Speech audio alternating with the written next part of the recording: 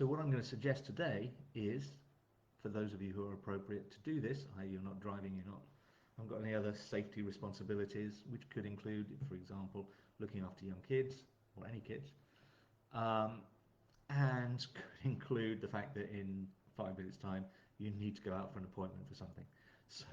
So you may just tune into this, use 50% of your capacity, being aware that you might need to be doing something else, and if you've got those safety issues, driving, knives, any weapons of any sort, then I would either decide one way or the other. You're going to stick with the risky things, or are you going to put them all down, stop the car, turn the engine off, and take the opportunity to do this.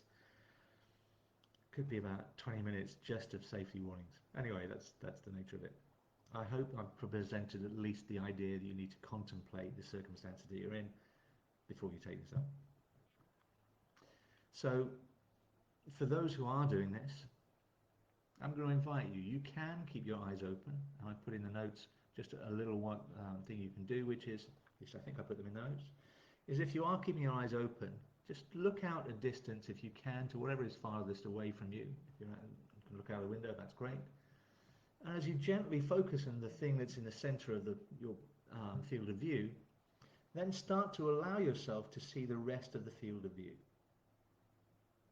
So you're basically allowing all your peripheral vision to kick in, even though your eyes are pointing in a specific direction. So you've got a loose focus at the front, and then your peripheral vision kicks in. There is an advantage to doing that, and a disadvantage. The disadvantage is, obviously, if something comes into that field of view, you may feel that you're distracted. You don't have to be, because it's choice. But the advantage is, and I'm being upfront about this, is that in itself as an exercise, going into your peripheral vision is a way of turning on your relaxation system. So it's sort of choose or don't choose, whichever way you want. Classically, people would be invited to close their eyes or lower their eyes, which I always think is quite a curious instruction. My eyes are at the same height in my head all the time, but what they mean is to look down and to gently lower your lids a little bit. So it'd be sort of, I'd be looking down at where the keyboard is in a slightly soft focus.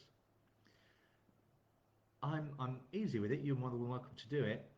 If somebody is sitting, or particularly if they're standing, the tendency will be for them to drop their heads forwards and use their head movement, neck movement, and upper back movement instead of moving their eyes. So be aware. Actually, we would like to be in as good an alignment of our posture as possible, because that's going to help us breathe. So then from here, lowering my eyes, for most people it's going to feel really quite weird, because they probably don't do it at all, if ever. Hence, my suggestion, my invitation this time, is either close your eyes or keep your eyes open and seek the peripheral vision. Then, and as I start to slow down my instructions for you, then what I'd like you to do is I'd like you to focus on your senses. So we're focusing for your internal sensation, just as you breathe. So for one inhale, just sense, are you breathing in through your nose or your mouth, or a bit of both?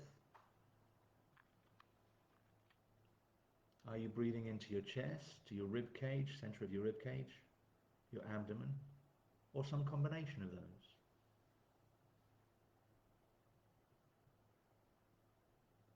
And as each successive breathing cycle happens, just noticing, are you breathing out through your nose or your mouth, or a combination of the two?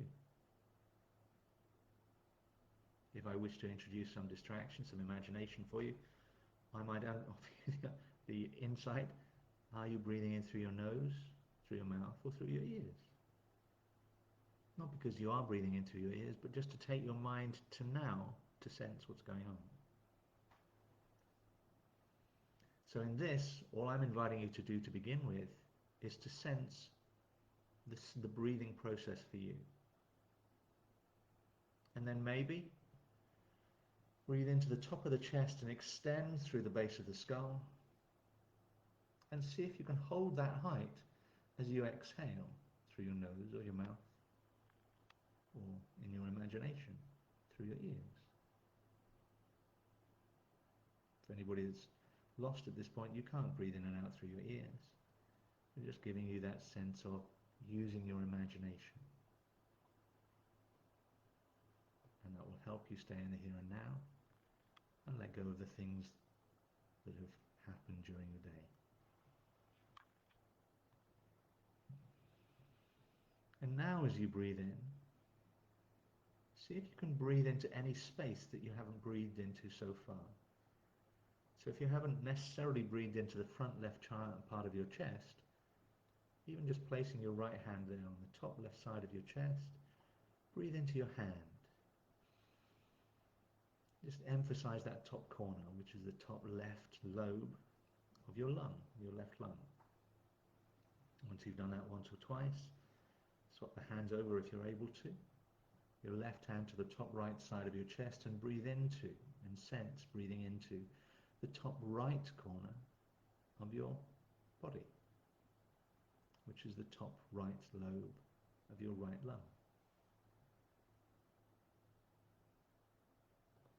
Then if you wish to, right hand onto the mid area of your left side of your ribs and breathe into your hand there at the front, maybe at the back as well. And that would be your very small middle lobe of your left lung, but in essence still filling it with as much air as you can get in there. And imagine that mid lobe just inflating a bit. So now I'm introducing some visualizations and imagination. And I say visualization, but some of you will get a sense of feeling expanding that area. Do the same on the right side of your ribs. Use your left hand on the mid-right side of your ribs. And breathe into that hand, breathe into the right side of your ribs, into the lungs there, into the middle lobe on the right side of your body.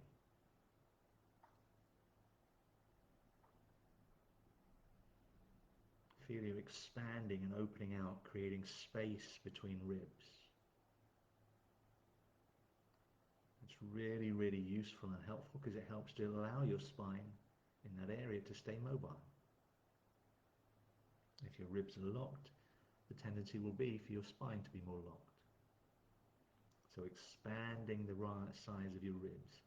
Expanding them outwards may be easier than expanding them forwards. So practice with expanding outwards. And then drawing in. So you're using the muscles between your ribs called the intercostal muscles to open up the rib cage and close it down. Then you could put both hands on the bottom of the ribs at the sides if you can reach, if you're okay in the shoulders to do so. Or again, the right hand to the left side at the bottom of the ribs. And breathe into that lower lobe on the left side of the ribs, flaring out the bottom of the rib cage. With that sort of ease and yet elegance of somebody dancing. It's almost a Spanish sort of, dare I say it, matador type movement, which I can't remember the dance, but there is a dance where there's that dance between a bullfighter and the bull. So it's that imagine of flaring out, that elegance, that grace, that length through the base of the skull. And then the same on the right side, breathing into the bottom of the right side of the ribs, flaring the ribs on that side, using this increase in space between the ribs, and then closing up the space to breathe out. And then last one, breathing down into the abdomen, so drawing your diaphragm, the muscle that effectively cuts the body in half at the bottom of the rib cage, and we're taking it from a high dome to a flattened dome, the result of which is we push down into the abdomen and it feels as though we're breathing into the abdomen. And we're getting each of these areas of the ribs and each of the areas of the lungs, the diaphragm, all working to help you build your ability to use all of your lung capacity. And then coming back to your normal breathing.